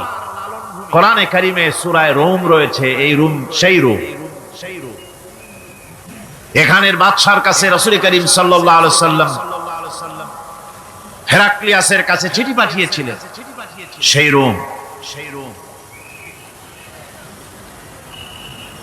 12 থেকে 15 হাজারের মতো বাংলাদেশি মুসলমান সেখানে আছে। জুমার দিন, যেদিন আমি গেলাম তার পরের দিনই জুমা ছিল। জুমার নামাজ পড়লাম ভ্যাটিকানের কাছেই, বিশাল মসজিদ, ইউরোপের ভিতরে সবচাইতে বড় মসজিদ এটা। রোম ইসলামের দুশমনদের রাজধানী। সেইখানে যখন আযান হচ্ছে আশহাদু আন্না মুহাম্মাদার রাসূলুল্লাহ, আমার অনুভূতির কথা আপনাদেরকে বোঝাতে পারবো না, কি অনুভূতির সৃষ্টি হয়েছে আমার ভেতরে। ভ্যাটিকানের পোপ এক পাশে, কিছু দূরেই ভ্যাটিকান, ওটা হচ্ছে গোটা পৃথিবীর সমস্ত খ্রিস্টানদের কাবা, ভ্যাটিকান। তার পাশেই বিশাল মসজিদ, সেখানে নামাজ পড়লাম। চিন্তার ভেতরে আসলো আল্লাহ রাব্বুল আলামিন তার হাবিবের নাম, তার তাওহীদ, তার রিসালাতকে কিভাবে বিশ্বময় ছড়িয়ে দিলেন। আবু জাহেল চাইছিল মুহাম্মদ সাল্লাল্লাহু আলাইহি ওয়াসাল্লামকে স্তব্ধ করে দেবে মক্কার জীবনেই। কত বদনাম, সাহের, কাহেন, কাযাব, শায়ের, নাউযুবিল্লাহি মিন যালিক, কত গালাগালি করলো। আর আল্লাহ শোনালেন, হাবিব চিন্তার কোনো কারণ নাই, ওয়া রাফা'না লাকা যিকরাক, আমি আপনার প্রশংসা বিশ্বময় ছড়িয়ে দেব। সুবহানাল্লাহ ওয়া বিহামদিহি। রম প্রোগ্রাম শেষ করে আমাকে তারা নিয়ে গেল, যেটা আমি বলছি সবর কাহিনী শোনাবার সময়টা না, যেহেতু এর সঙ্গে প্রাসঙ্গিক সেজন্য বলছি। পাহাড় কেমনে তুলার মতো হয়ে উঠবে তার নজির দেখেছি। রোম শহর থেকে 300 মাইল দূরে, 300 কিলোমিটার দূরে নেপোলিয়ান বোনাপার্ট তার বাড়ি, এবং ওটা তার নামই একটা প্রভিন্স। ভূমধ্য সাগরের পারে ভিসুভিয়াস, পৃথিবীর সবচাইতে বড় আগ্নেয়গিরি, সেটা দেখাতে নিয়ে যাওয়া হলো আমাকে। যে পাহাড়টা পৃথিবীর মাটি থেকে তার চূড়া হচ্ছে 3 মাইল উঁচু, এর 2 মাইল গাড়িতে করে ঘুরে ঘুরে যাওয়া যায়, এরপর আর গাড়িতে যাওয়া যায় না, বাকিটুকুন যেতে হবে হেঁটে হেঁটে। পাহাড়ের উপরে অক্সিজেন কম, বেশ কষ্ট হচ্ছিল উঠতে। জীবনে প্রথম পাহাড়ে চড়েছি, জাবালে নূর, রাসূল করিম সাল্লাল্লাহু আলাইহি সাল্লামের উপরে যেখানে ওহী হয়েছিল সর্বপ্রথম। পাহাড় চড়ার একটা অভিজ্ঞতা ওখান থেকে আমার কিছুটা হয়েছিল। খুব কষ্ট হলো বাকি 1 মাইল উঠতে। যখন ভিসুভিয়াসের একদম শীর্ষে চলে গেছি, সেখানে গিয়ে আমার সাথে 15-20 জন লোক ছিল। আমি নিজে আল্লাহু আকবার বলে আমার গলা থেকে আওয়াজ বেরিয়ে গেল। আমি দেখতে পেলাম ভিসুভিয়াসের শীর্ষে বিশাল গর্ত। আমার মনে হয় গর্তটা এই মাঠের 1/4 হবে। এই মাঠের 1/4 হবে গর্তটা। সেই গর্তটার গভীরতা হচ্ছে 1.5 কিলোমিটার। এইখান থেকে পাথরগুলি উত্থিত হয়েছে, আগ্নেয়গিরি পাথর আগুনে গলে লাভা হয়ে এগুলি পাহাড় বেয়ে উপচে পড়েছে, চতুর্দিকে 12 মাইল ছড়িয়ে গিয়েছে। আমার মনে পড়লো ওয়াকুদুহান নাস ওয়াল হিজারা, জাহান্নামের আগুনের ইন্ধন হবে মানুষ আর পাথর। আমি সেখানে সেজদায় পড়ে গিয়া কান্নাম আর বললাম, আল্লাহ জাহান্নামের আগুন হারাম করে দিও আমাদের জন্য। পাথর কিভাবে গললো, গলে পাথরগুলি গলে পুড়ে চতুর্দিকে পড়েছে আর ছিটকেছে, চতুর্দিকে ছিটকে পড়েছে। সেই পাথরগুলি ছিটকে ছিটকে যেগুলি পুড়ে পড়েছে, সেগুলিকে দূরে সাদা রঙের বলে মনে হয়, কোনোটা সাদা কোনোটা কালো, মনে হয় যেন তুলার মতো হয়ে পড়ে আছে চতুর্দিকে। 1944 সনে তৃতীয়বারের মতো ভিসুভিয়াস অগ্নিগিরি যে অগ্নি উৎপাত করে, তাতে আশেপাশের 12 মাইল এলাকা এফেক্টেড হয়ে যায়। পাথরগুলি গলে এভাবে বিধ্বস্ত করে দিয়েছে। এখান থেকে এখানে জোহরের নামাজ, আসরের নামাজ আমরা পড়লাম, আল্লাহর কাছে খুব দোয়া করলাম। এখনো ধোঁয়া উঠতেছে, এখনো পাহাড়ের ফাটল দিয়ে ধোঁয়া উঠছে। একজন হাত দিয়ে আমাকে বলল যে খুব গরম লাগে ধোঁয়াগুলি। ওখানকার লোকেরা বলল যে ভেতরে এখনো আগুন আছে, তবে সুপ্ত, যে কোনো মুহূর্তে আবার তা জাগ্রত হতে পারে। আমরা সেখান থেকে নেমে এলাম। একটু কিছু দূর গিয়েই সেখানে হলো পম্পেই শহর। এই পম্পেই শহরটা হচ্ছে ঈসা আলাইহিস সালামের জন্মের 2000 বছর আগে এই শহর তৈরি হয়। ঈসা আলাইহিস সালামের জন্মের 179 বছর পর ভূমিকম্প হয়। সেই ভূমিকম্পে গোটা পম্পেই শহরটা পৃথিবীর মানুষের চোখের আড়াল হয়ে যায়, ধ্বংস হয়ে যায়, মাটির তলায় ভরাট হয়ে যায়। আজ থেকে 200 বছর আগে মাটি খনন করতে গিয়ে এই শহর আবিষ্কৃত হয়। পুরা শহরটা খুঁড়ে তারা বের করেছে। 180 হেক্টর জমিনের উপরে এই বিশাল শহর। ঘুরে ঘুরে দেখলাম, গাড়ি চলে না সেখানে, পায়ে হেঁটে দেখতে হলো। প্রশস্ত রাস্তা। আজ থেকে 4000 বছর আগের মানুষেরা রাস্তা বানাতে জানতো পাথর দিয়ে, এবং রাস্তার দুধারে তাদের ছিল ফুটপাত, পানির ব্যবস্থা, নগরায়নের সব রকমের সুযোগ সুবিধা। তারপরে সেখানে বিচারালয়, এরপরে দোকানপাট, বাজার ঘাট, সবকিছুর ব্যবস্থা রয়েছে। বিশাল বিশাল পাথরগুলি দিয়ে পিলার তৈরি করা। ভাবলাম এই পিলারগুলি, এই পাথরগুলি তারা কিভাবে ক্রেন ছাড়া এত উপরে উঠালো কি করে, আমার মাথায় আসলো না। পাথর কেটে কেটে সুন্দর সুন্দর অঙ্কন শিল্প তারা করেছে। এরপরে ঘুরতে ঘুরতে বাদশার রাজার বাড়িতে গিয়ে ঢুকলাম। সেখানে গিয়ে দেখলাম উলঙ্গ এত মূর্তি পাথরের তৈরি করা। পাথর কেটে কেটে দেওয়ালে যৌন মিলনের এমন কোন অশ্লীল ছবি নাই যা তারা সেখানে তৈরি করে না। উলঙ্গ মূর্তি আর উলঙ্গ যৌন মিলনের অসংখ্য ছবি দিয়ে এই এলাকা ভরা। তখন আমি বুঝলাম আল্লাহর গজব হওয়ার কারণটা কি, এই শহরটা মাটির নিচে হরক হয়ে যাওয়ার কারণটা কি। আল্লাহ পাক জেনা ব্যভিচার যে দেশে বেশি হয় আল্লাহ পাক বরদাস্ত করে। দুশ্চরিত্র যে দেশের মানুষ দুশ্চরিত্র হয়ে যায়, জেনা ব্যভিচার বেশি হতে থাকে, আল্লাহ হরক করে দেন, গজব দেন। এই গজব এক এক সময় এক এক রকমের হয়ে আসে। কখনো মাটির নিচে দাবায় দেয়, কখনো মহামারী, কোন দেশে কলেরা, কোন দেশে জলোচ্ছ্বাস, কোথাও ভূমিকম্প, আর সর্বশেষ এই জেনা ব্যভিচারের জন্য আল্লাহ পাকের চূড়ান্ত, এই যৌনতার অশ্লীলতার জন্য চূড়ান্ত গজব বর্তমান বিশ্বের জন্য এইডস। আল্লাহ পাক এই গজব দিয়েছে। বন্ধুগণ, আমি সেই জায়গা, আমি সেখানে যা দেখলাম, যে আল্লাহ পাক পাহাড়গুলিকে কিভাবে উড়াবেন এটা অস্বীকার করার কোন উপায় নাই। বিশ্বাস তো করতামই। তবে হযরত ইব্রাহিম আলাইহিস সালাম যেমন বলেছিলেন, রব্বি আরিনি কাইফা তুহিল মাউতা, আয় আল্লাহ তুমি মরাকে জিন্দা করবা কেমনে? আল্লাহ পাক বলেন, আওয়ালাম তুমিন, তুমি বিশ্বাস করো না? ইব্রাহিম আলাইহিস সালাম বললেন, বালা, অবশ্যই বিশ্বাস করি, ওয়ালাকিন লিয়াতমাইন্না কলবি, যদি চোখে দেখতাম তাহলে আমার অন্তরাত্মা খুব ঠান্ডা হতো। আল্লাহ রাব্বুল আলামিন চোখে দেখায় দিলেন জিন্দা কেমনে মুর্দা হবে, মুর্দা কেমনে জিন্দা হবে, আল্লাহ দেখায় দিলেন। পাহাড় উড়ায় দিবেন আল্লাহ রাব্বুল আলামিন। একথা কলিজার মধ্যে এটার উপর ঈমান বিশ্বাস, কিন্তু আল্লাহ চোখে দেখায়ছেন, ঈমান আরো মজবুত হয়েছে, যা ছিল আরো মজবুত হয়েছে। সুবহানাল্লাহ। আল্লাহর ভয়তে কলিজা কেঁপেছে। আমি পাহাড়ের উপরে কেঁদেছি, যার যার হয়ে কেঁদেছি। বন্ধুগণ, আল্লাহ সুবহানাহু ওয়া তাআলা এই জন্য বলেছেন, কুল সিরু ফিল আরদ, আমার জমিন ঘোরো, ভালো করে দেখো, কাইফা কানা আকিবাতুল মুকাজ্জিবিন, মহাসত্যকে যারা অস্বীকার করেছে তাদের পরিণতি আমি কি করে দিয়েছি, এগুলি চোখে ভালো করে তাকায় দেখো।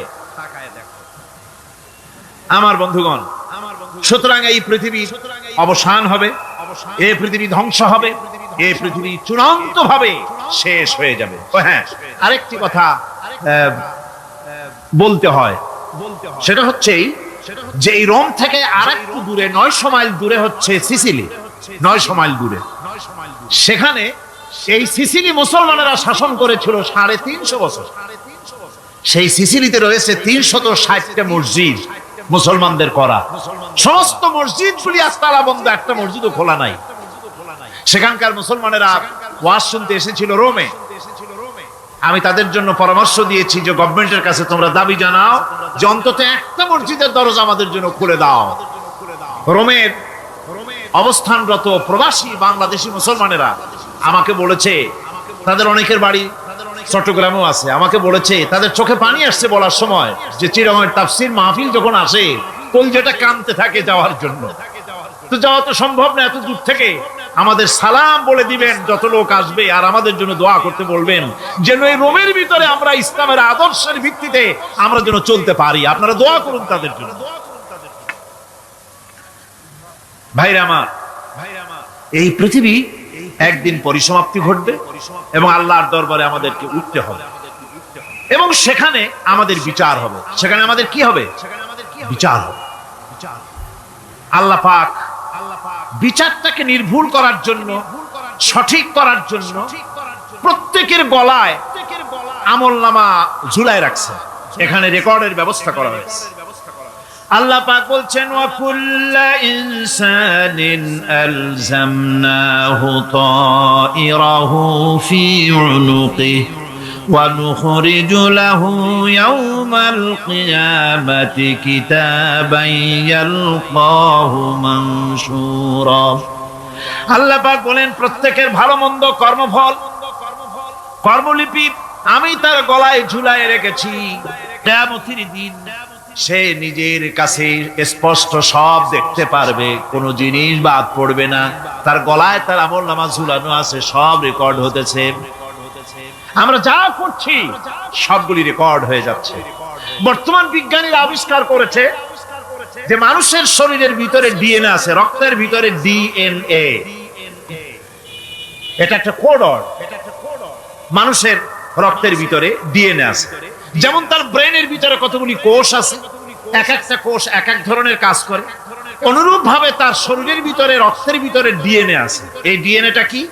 এই ডিএনএটা হচ্ছে, এই ডিএনএ একটা কম্পিউটারের মতো কাজ করতেছে। লোকটা কি করবে, কোথায় যাবে, সে ভালো হবে মন্দ হবে কি হবে, সব তার ডিএনএ এর মধ্যে রেকর্ডকৃত আছে। এটা বোঝার জন্য একটা সুন্দর দৃষ্টান্ত দেওয়া যায়। যেমন এই কাগজটাকে আপনারা মনে করুন একটা গাড়ির ব্লুপ্রিন্ট, একটা গাড়ির ব্লুপ্রিন্ট। এখানে লেখা আছে গাড়ি কিভাবে তৈরি হবে। এই কাগজটা নিয়ে ঘরের মধ্যে রেখে দিলেন। এখন এই কাগজটা থেকেই অটোমেটিক গাড়ির উইন্ডো তৈরি হলো, শিল তৈরি হলো, গাড়ির বডি তৈরি হলো, চেসিস তৈরি হলো, টায়ার তৈরি হলো, ইঞ্জিন তৈরি হলো, ব্যাটারি তৈরি হলো, পেট্রোল নিল, আর কোন রকমের ড্রাইভার ছাড়াই গাড়ি চলতে আরম্ভ করলো। এই কথাটা যদি মনের মাথার মধ্যে আনতে পারেন যে এটা কিভাবে হইতে পারে, এতে লেখা অনুযায়ী যেভাবে হওয়া যদি সম্ভব হয়, অনুরূপ ভাবে মানুষের রক্তের ভিতরে ডিএনএ এরা আবিষ্কার করেছে। এর ভিতরে মানুষের ভালো মন্দ, কোথায় যাবে কি করবে, সবকিছুর মধ্যে রয়েছে। কোরআনে কারিমে আল্লাহ রাব্বুল আলামিন, আমি গত বছরও বলছিলাম যে বিজ্ঞানের আবিষ্কার যত বাড়বে কোরআন বোঝা মানুষের জন্য তত সহজ হবে। কোন সুবহানাল্লাহ। কোরআন বোঝা মানুষের জন্য তত সহজ হবে। সুতরাং মানুষের গলার সাথে আল্লাহ পাক বলছেন যে একটা আমলনামা আমি ঝুলাই দিয়েছি তার গলার সাথে, সে যা করতেছে ওখানে সব লিপিবদ্ধ হচ্ছে, কম্পিউটারাইজড, কম্পিউটারের মতো এগুলি সব গ্রহণ করতেছে। এগুলি কিয়ামতের দিন তার সামনে হাজির করা হবে। কিয়ামতে যখন আমলনামা তার সামনে দিয়ে বলা হবে ইকরা কিতাবাকা কাফা বিনাফসিকাল ইয়াওমা আলাইকা হাসিবা, তাকে বলা হবে নিজের কর্মলিপি নিজেই পড়ো, আজ তুমি তোমার নিজের হিসাব নিতে যথেষ্ট। বন্ধুগণ, এই মাহফিলে যত লোক আমরা বসে আছি, আমরা আমাদের হিসাব নিতে যথেষ্ট না আরেকজন লাগবে? কোন আমরা যথেষ্ট কিনা? কথা বোঝেন নাই। আমি বলতে চেয়েছি এটা, আমরা যদি এখন চোখ বুঝে চিন্তা করি যে পিছনের জীবনে কি করেছি, মনে পড়বে নাকি পড়বে না? বলেন সবাই, পড়বে কি পড়বে না?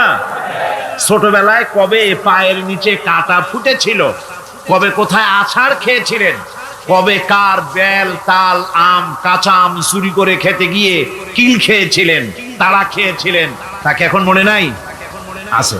তাহলে কি ওই তাল বেল চুরি করতে গিয়ে যে কিলটা খাইছিলেন সেটাও মনে আছে, ভালো মন্দ সব মনে আছে। তাহলে কোন হোটেলের রুমে কি করছিলেন, কোন স্কুলে কোন কলেজে কি করছিলেন, তারপরে জীবনে ছোট বড় ঘটনাগুলি সব বুঝতে মনে পড়বে না?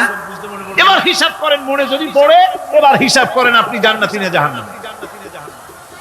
আপনি আপনার নিজের হিসাব নেওয়ার জন্য যথেষ্ট। তাকে হিসাব করতে বলা হবে, তোমার হিসাব, তোমার নিজের হিসাব নেওয়ার জন্য তুমি যথেষ্ট, তোমার হিসাব তুমি নিজেই করো, এটা পড়ো।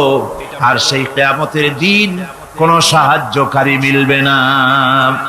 লান তানফাকুম আরহামুকুম ওয়ালা আওলাদুকুম ইয়াওমাল কিয়ামাহ। লান তানফা, কিয়ামতের দিন কোনো ফায়দা হবে না, অবশ্যই কোনো ফায়দা হবে না, কোনো উপকারে আসবে না। কিয়ামতের দিন তোমার সন্তান, তোমার স্ত্রী, তোমার মাল, তোমার সম্পদ কোন উপকারে আসবে না। কিয়ামতের ময়দানে সেদিন সব তোমার সাথে বিচ্ছেদ করবে, সব পালায় যাবে। সেখানে উৎকোষেরও কোনো কারবার নাই যে ঘুষ টুস দিয়া ফেরেশতাদের কোন রকম বুঝবাজ দিয়া আলাদা কোনো চোরাগলি পথ দিয়া একেবারে ফুট করে ভেস্তে চলে যাবেন, এমন কোনো সুযোগ নাই। অনেকে বলে হুজুর এমন কিছু দোয়া শিখায় দেন যাতে ওই সব জেহাদ বোমা এগুলি খুব ভয় পাই, ওসব রাস্তা টাস্তা না, খুব সহজে কিছু দোয়া দুরূদ করিয়া আস্তে করে জান্নাতে চলে যাওয়া যায়, এরকম একটা দোয়া, এরকম একটা পথ বলে দেন। আমি বলি ভাই এরকমের কোন চোরাগলি আমার রাসূল আবিষ্কার করতে পারেন নাই, আল্লাহর পয়গম্বরের ওই ধরনের কোন পথ আবিষ্কার করতে পারেন নাই। সেখানে কিয়ামতের দিন কাউকে উৎকোষ গ্রহণ করার কেউ নাই, উৎকোষ দেওয়া যাবে না। আর উৎকোষ দিবি না কি, আপনার কাছে কিছু নাইও, থাকলেও নেওয়ার কেউ নাই। এই দুনিয়ায় ফাঁকিবাজি করে বহুত কিছু করা যায়, কিন্তু কিয়ামতের মাঠে এগুলি কিছুই চলবে না। اليوم لا ينفع مال ولا بنون। কিয়ামতের দিন ধন সন্তান সন্ততি আর সম্পদ কোনো কাজে লাগবে না। সেদিন শুধু আমল যদি ভালো হয় কাজে লাগবে, আমল খারাপ হবে সব শেষ হয়ে যাবে। আল্লাহ রাব্বুল আলামিন নবীজিকে ডেকে বলেছেন, নবী আপনি বলেন, কুল মা কুনতু বিদআম মিনার রাসূল, আপনি বলুন আমি কোন নতুন রাসূল নই, আমার আগে অনেক নবী রাসূল পৃথিবীতে এসেছেন, তারা বিদায় হয়ে গেছেন। আমি জানি না কিয়ামতের দিন আল্লাহ রাব্বুল আলামিন আমার সাথে কি ব্যবহার করবেন, আর আমি এও জানি না যে কিয়ামতের দিন আল্লাহ পাক তোমাদের সাথে কি ব্যবহার করবেন। এই আয়াত নাযিল হওয়ার পর আল্লাহর হাবিব তার মেয়েকে ডাকলেন, জামাইকে ডাকলেন, নাতিদেরকে ডাকলেন, আহলে বাইতদেরকে ডাকলেন, আর বললেন ও আমার মেয়ে কলিজার টুকরা ফাতেমা গো শোনো, কেবলমাত্র আয়াত নাযিল হয়ে গেল, আল্লাহ পাক আমাকে শুনাইছেন কিয়ামতের দিন আমি জানি না আমার সঙ্গে কি ব্যবহার করা হবে, আর এও জানি না যে তোমাদের সাথে কি ব্যবহার করা হবে। ও আমার কলিজার টুকরা মেয়ে ফাতেমা, কিয়ামতের দিন মুহাম্মদ সাল্লাল্লাহু আলাইহি সাল্লামের মেয়ে এই হিসাবে তোমার নাজাতের ফয়সালা হবে না। ও আমার কলিজার টুকরা নাতি হাসান আর হোসেন, কিয়ামতের দিন মুহাম্মদ সাল্লাল্লাহু আলাইহি সাল্লামের নাতি হিসাবে ফয়সালা হবে না। ও আমার জামাই হযরতে আলী, কিয়ামতের দিন আমার জামাই হিসাবে নাজাতের ফয়সালা হবে না। আমল যদি ভালো হয় ফয়সালা ভালো হবে, জান্নাতে চলে যাবে। আমল যদি খারাপ হয় কার নাতি কার জামাই দেখা হবে না। সুবহানাল্লাহ, কঠিন কঠিন কিয়ামতের মাঠ। এই পরকালের বিশ্বাস যদি কলিজার মধ্যে ঢোকে মানুষ ভালো হয়ে যাবে। কোন সুবহানাল্লাহ। আপনাদের দৃষ্টিতে পারবে, কথার জবাব যে দিলেন না। পুলিশে কি মানুষের চরিত্র ভালো বানাইতে পারবে? পুলিশের চরিত্র ভালো বানাবে কেনা, সেটাই তো কথা। মানুষের চরিত্র যাতে ভালো থাকে, মানুষের জন্য খারাপ কাম না করে সেজন্য পুলিশ, পুলিশ যাতে খারাপ কাম না করে সেজন্য আরো একটা ডিপার্টমেন্ট আছে না, তারা যাতে খারাপ কাজ না করে সেজন্য আর একটা আছে। এন্টি করাপশনের আবার এন্টি করাপশন আছে, তার উপর আবার এন্টি করাপশন আছে। এন্টিটার অভাব নাই। সুতরাং পুলিশ দিয়া, বিডিআর দিয়া, আর্মি দিয়া মানুষের, দেশের, জাতির চরিত্র ভালো বানানো যায় না। রাসূলুল্লাহ এ দিয়ে বানান না, এটা ইসলামের নিয়ম নয়। পুলিশ দিয়া, আর্মি দিয়া দেশের মানুষের চরিত্র ভালো বানানো যায় না। চরিত্র ভালো বানানো যায় কেবলমাত্র পরকালের ভয় দিয়া। কি কিসের ভয় দিয়া? ওই যে মক্কার জীবনে ওই সমস্ত মানুষগুলি যারা চুরি করত, ডাকাতি করত, জিনা করত, বদমাশি করত, যারা শয়তানি করত, যারা মানুষকে খুন করত, এই মানুষগুলি এত ভালো হয়ে গেল, যারা চুরি ছেড়ে দিল, ডাকাতি ছেড়ে দিল, জিনা ব্যভিচার ছেড়ে দিল, এত ভালো হয়ে গেল, পৃথিবীর মধ্যে সেরা মানুষ তারা হয়ে গেলেন। জোরে বলেন সুবহানাল্লাহ। নবীর সাহাবীরা পৃথিবীর শ্রেষ্ঠ সন্তান, নবীর সাহাবীরা পৃথিবীর সেরা মানুষ, তাদের চাইতে সেরা মানুষ নবীদের পরে আর কেউ হতে পারে না। জোরে কোন সুবহানাল্লাহ। নবীর পরে পৃথিবীতে শ্রেষ্ঠ মানুষ কারা? সাহাবায়ে কেরাম রিদওয়ানুল্লাহি তাআলা আলাইহিম আজমাইন। ওনারা তো কুফরের মধ্যে ছিলেন, শিরকের মধ্যে ছিলেন, চুরি, ডাকাতি, জিনা, ব্যভিচার এমন কোন পাপ নাই যা করা হয়নি। তারপরে যখন আল্লাহর নবীর কাছ থেকে তাওহীদ, রিসালাত ও আখিরাতের দাওয়াত পেলেন, কি সোনার মানুষ এক একজন হয়ে গেলেন, সুবহানাল্লাহ। যারা ছিলেন নারীর সতীত্বের জম, তারা হয়ে গেলেন নারীর সতীত্বের পাহারাদার। যারা মানুষের মাল চুরি করত, ডাকাতি করত, তারা রাতভর মানুষের মালের পাহারা দিল, মানুষের রক্তের পাহারা দিল। সুবহানাল্লাহ বিহামদি, রক্ত ও সম্পদের পাহারা দিল। রাসূল বললেন, খায়রুল কুরুনে কারনি, সর্বশ্রেষ্ঠ যুগ তো আমার যুগ। বন্ধুগণ, এরপরে একটা জীবন আসবে ওই কিয়ামতের ময়দানে। এই পরকালের বিশ্বাসটা গুরুত্বপূর্ণ ব্যাপার। আমাদের সব কিছুর হিসাব দেওয়া লাগবে। আল্লাহ পাক বলেন, ইন্নাস সামআ ওয়াল বাসারা ওয়াল ফুআদা কুল্লু উলাইকা আনহু মাসউলা। নিঃসন্দেহে মানুষের শ্রবণ শক্তি, দর্শন শক্তি এবং তার অন্তঃকরণের কল্পনা সম্পর্কে আল্লাহ রাব্বুল আলামিনের কাছে জিজ্ঞাসিত হতে হবে। কান দিয়া কি করেছিলা, চোখ দিয়া কি করেছিলা, মুখ দিয়া কি করেছিলে, হাত দিয়ে কি করেছিলে, সবকিছুর জবাব আল্লাহ রাব্বুল আলামিনের কাছে দিতে হবে। সবটার জবাব দিতে হবে, কোনো কিছু বাদ যাবে না। এমনকি মনের ভিতরে যে কল্পনা আমরা করি, এই কল্পনার হিসাবও আল্লাহর দরবারে দিতে হবে। কোরআনে কারীম বলছেন, ওয়া ইন তুবদু মা ফি আনফুসিকুম আও তুখফুহু ইউহাসিবকুম বিহিল্লাহ। মনের ভিতরে তুমি যেটা কল্পনা করো সেটা প্রকাশ করো, অথবা তুমি গোপন রাখো, যাই তুমি করো না কেন, আল্লাহ রাব্বুল আলামিন এর হিসাবও তোমার কাছে নেবেন। ফায়াগফিরু লিমান ইয়াশাউ ওয়া ইউআযযিবু মান ইয়াশাউ ওয়াল্লাহু আলা কুল্লি শাইইন কাদির। মহান আল্লাহ পাক বলেন, করার পর তোমার মনের ভিতরে কি কল্পনা করেছিলে ওইটার হিসাব আমি নেব। হিসাব নেওয়ার পর যারে খুশি ক্ষমা করে দেব, যাকে খুশি শাস্তি প্রদান করব। সবকিছুর উপরে আল্লাহ রাব্বুল আলামিন শক্তিমান, সব তিনি করতে পারেন, সমস্ত কুদরত রয়েছে তার।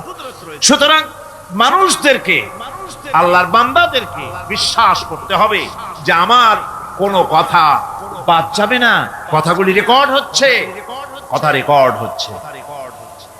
আমি যে ওয়াজ করতেছি, এই কথাগুলি রেকর্ড হচ্ছে নাকি হচ্ছে না? অনেক টেপ রেকর্ডার রেকর্ড হচ্ছে, অডিও ভিডিও হচ্ছে। আজ থেকে 50 বছর পর যদি এই রেকর্ড বাজানো হয়, আমাকে যদি বলা হয় যে আপনি অমুক জায়গায় অমুক কথা বলেছেন, আমি যদি বলি না আমি কথা বলি নাই, তারপরে যদি রেকর্ড বাজানো হয়,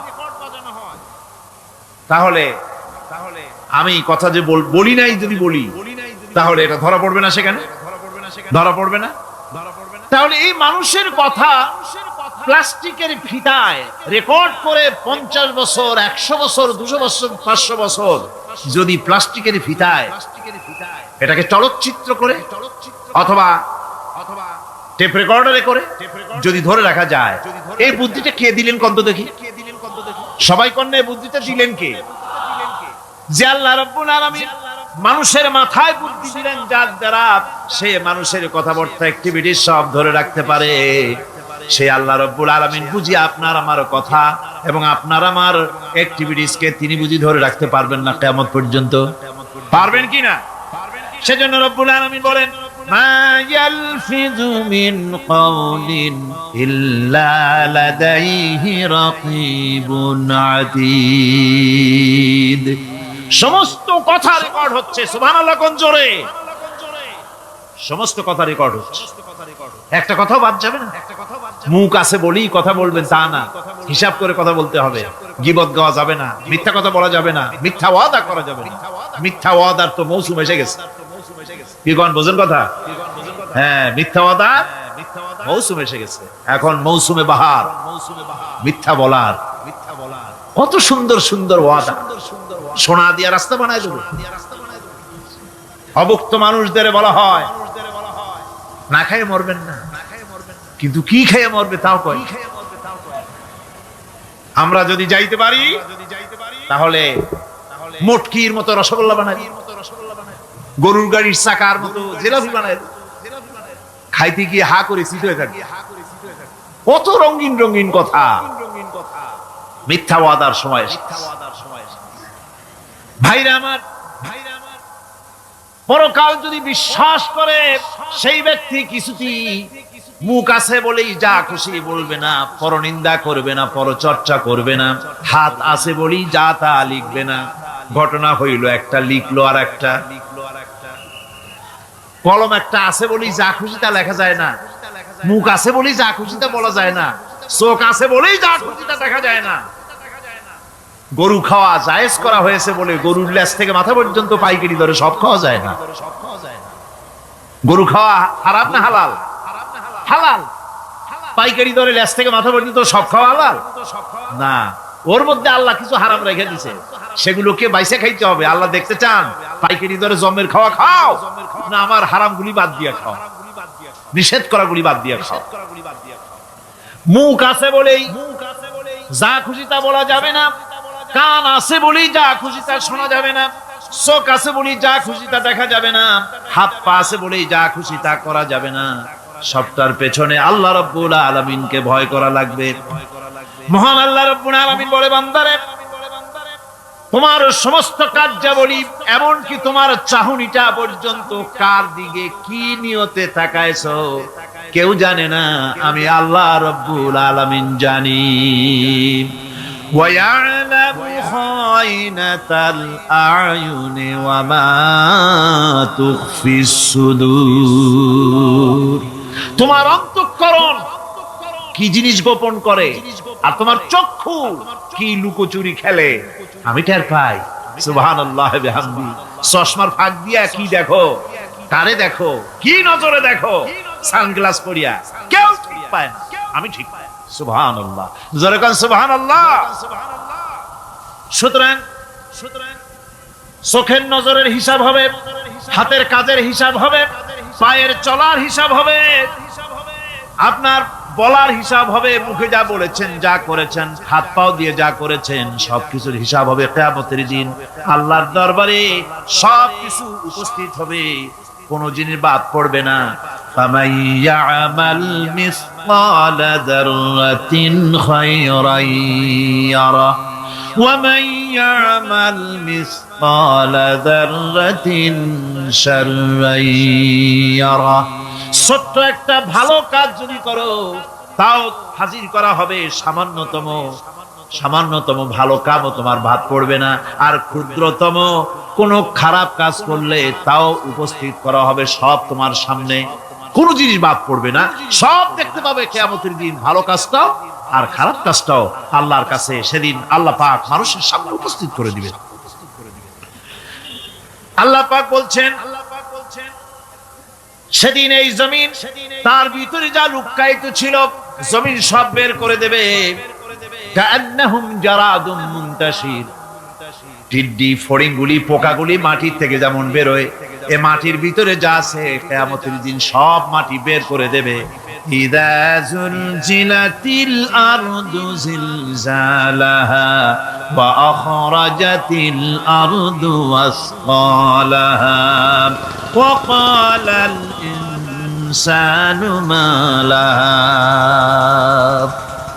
এ জমিনকে ঝাঁকি মারা হবে প্রবল এক ঝাঁকুনি, প্রবল এক ঝাঁকুনিতে এই পৃথিবীর মধ্যে যা কিছু আছে সব বেরিয়ে যাবে।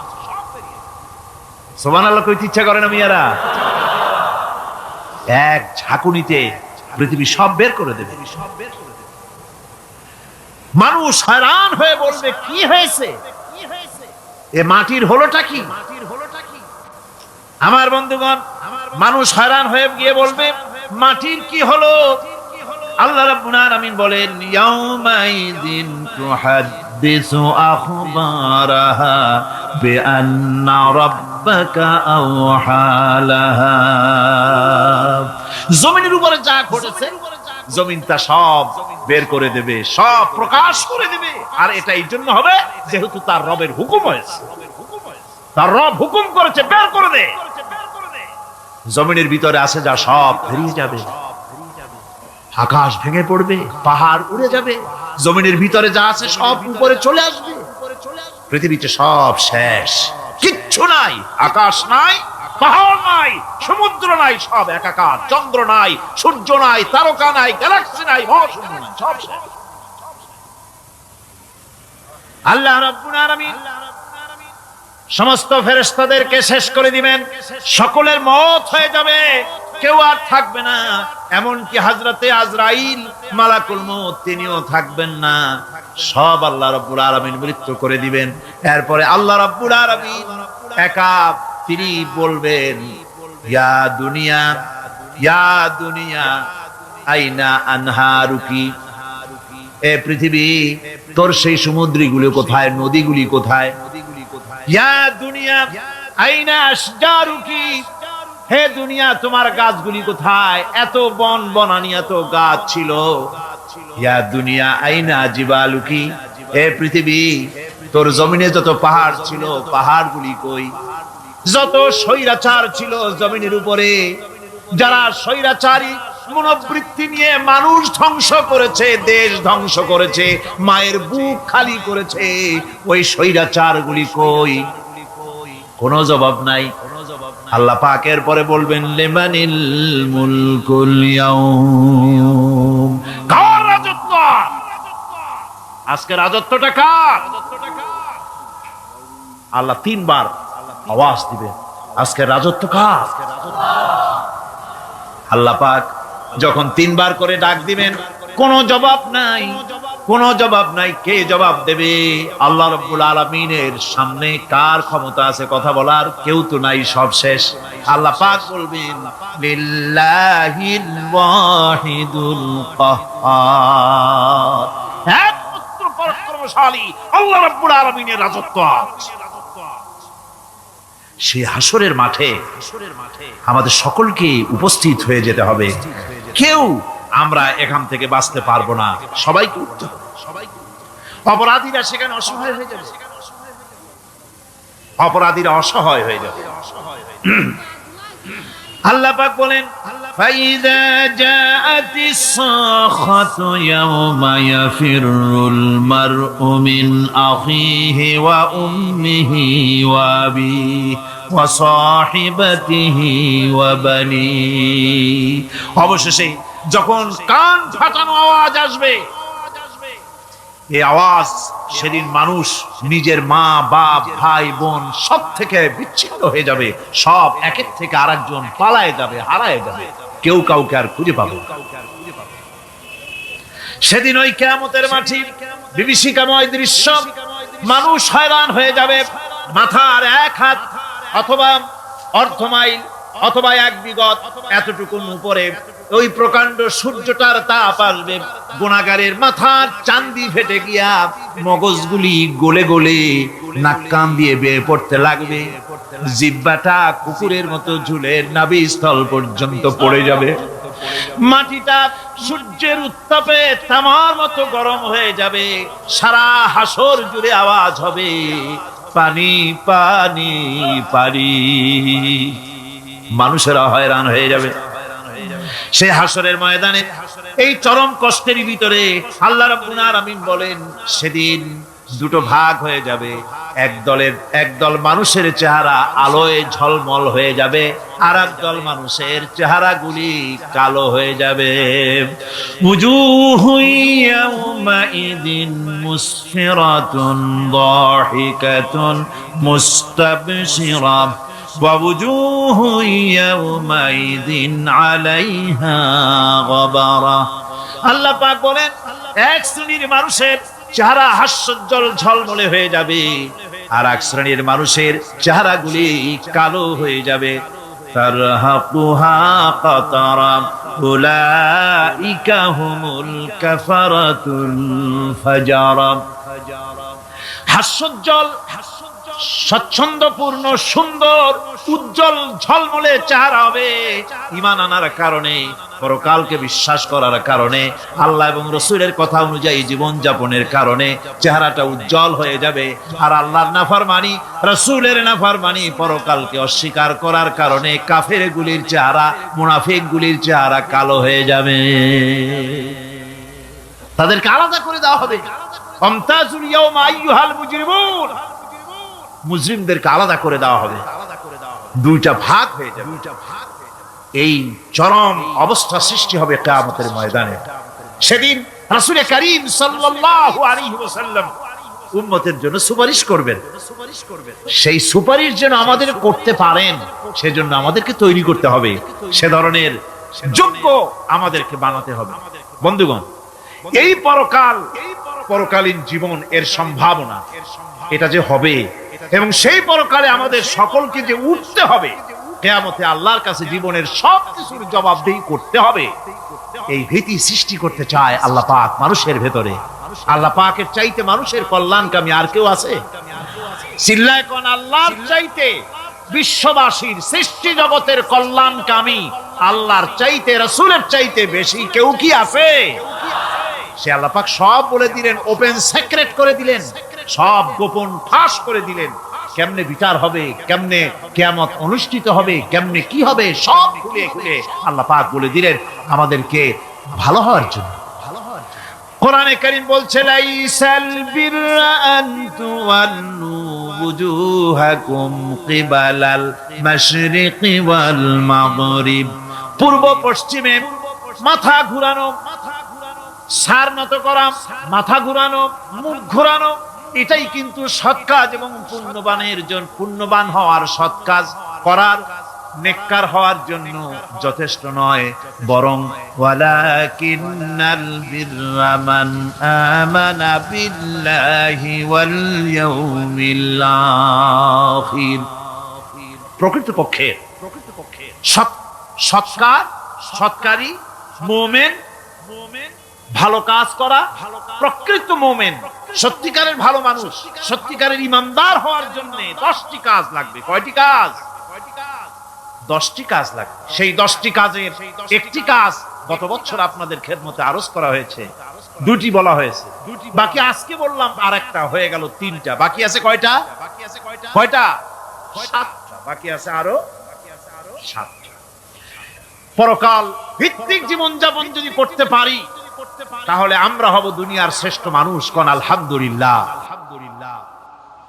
وسخر لكم ما في السماوات وما في الأرض।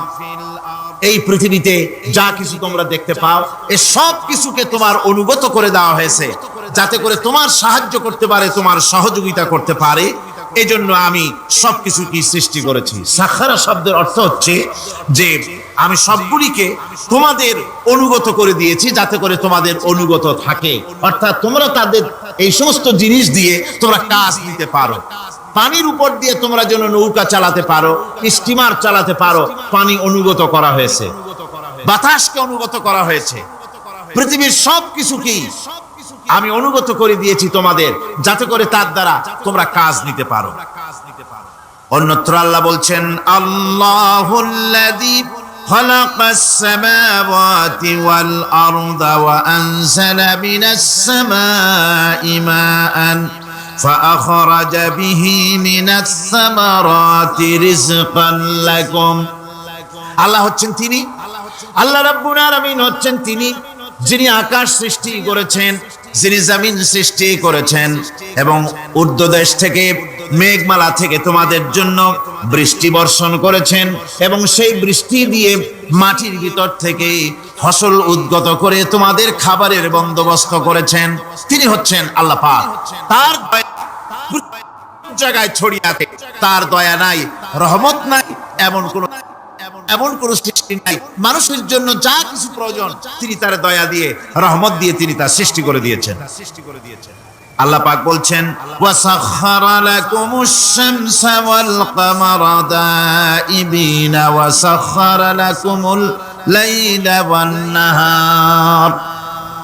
যিনি চন্দ্র সূর্যকে সৃষ্টি করেছেন এবং এগুলিকে নিয়ন্ত্রিত করেছেন, চাঁদ সূর্যকে সৃষ্টি করে নিয়ন্ত্রিত করে দিয়েছেন, তোমাদের সমস্ত প্রয়োজন তিনি মিটিয়ে দিয়েছেন। দেখুন, চাঁদ এবং সূর্যকে আল্লাহ পাক সৃষ্টি করেছেন এবং একটা রহমত, একটা কুদরত সেই চাঁদ সূর্যের মধ্যে দান করেছেন।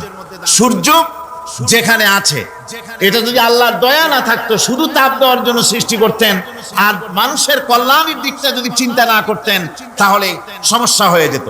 সূর্য যেখানে আছে, বিজ্ঞানীরা বলেছেন তার থেকে যদি কিছু নিচে নেমে আসতো, তাহলে গোটা পৃথিবী জ্বলে পুড়ে ভস্ম হয়ে যেত। আর যেখানে আছে তার থেকে সূর্য যদি কিছু উপরে উঠে যেত, তাহলে গোটা পৃথিবী হিম শীতল হয়ে পৃথিবী ফ্রিজ হয়ে যেত, মানুষ প্রাণী জগৎ মরে সব শেষ হয়ে যেত।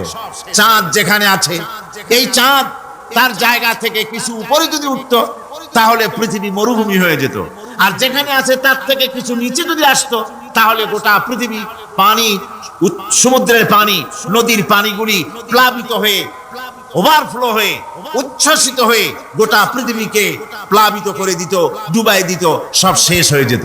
তাহলে আমরা দেখতে পাচ্ছি শুধু সৃষ্টি নয়, সৃষ্টিও করেছেন এবং প্রত্যেকটি সৃষ্টির পেছনে তার দয়া কাজ করেছে, তার কুদরত কাজ করেছে, যাতে করে মানুষের জন্য সুবিধা হয়, মানুষের জন্য উপকার হয়। অন্য আয়াতে আল্লাহ পাক বলেন, وآتاكم من كل سألتموه وإن تعدوا نعمة الله لا تحصوها।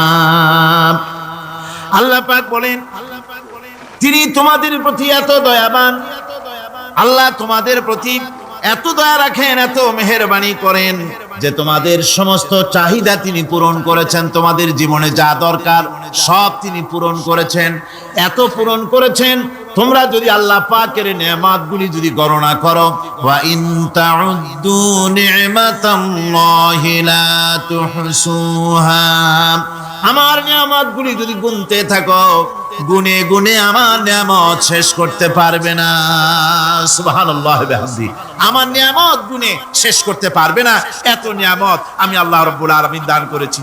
সুতরাং প্রকৃত কথা হচ্ছে যে মানুষ বড় অকৃতজ্ঞ, মানুষ সমস্ত নিয়ামতকে, নিয়ামতের শুকর আদায় করে না, নিয়ামত বোঝেও না। উলাইকা কাল আনাম, চোখ আছে, চোখ দিয়া সব দেখে, কিন্তু আল্লাহর নিয়ামত গুলি দেখে উপলব্ধি করার ক্ষমতা নাই। খায় জনমের খাওয়া, কিন্তু খাওয়ার পরে কার খানা খাইলো, কার দেওয়া খানা খেলো, এরপরে এতটুকুন শুকরিয়াও আদায় করে না। তো চোখ থাকতে দেখে না, অন্তর থাকতে চিন্তা করে না, কান থাকতে হক শোনে না। আল্লাহ পাক বলেছেন, উলাইকা কাল আনাম, এরা হলো জানোয়ারের মতো। কিসের মতো বলুন? আল্লাহ বলেন না বালহুম আদাল, শুধু জানোয়ারের মতো না, বরং জানোয়ারের চাইতেও নিকৃষ্ট। জোরে কোন নাউজুবিল্লাহ। যাদের চোখ থাকতে দেখলো না, কান থাকতে শুনলো না, অন্তঃকরণ থাকতে বিবেচনা করলো না, এরা চতুষ্পদ জানোয়ারের মতো। আল্লাহ পাক বলছেন, আর রহমান আল্লামাল কোরআন, এই কোরআন শিক্ষা দিয়েছেন রহমান, যিনি দয়ার সাগর, যিনি মানুষের সব প্রয়োজন মিটিয়েছেন। কোরআনের মতো একটা বড় প্রয়োজন তিনি মিটাবেন না, তা কি হতে পারে? জোরে কোন হতে পারে? মানুষ সৃষ্টি করলেন, অথচ মানুষের চলার পথ দিলেন না।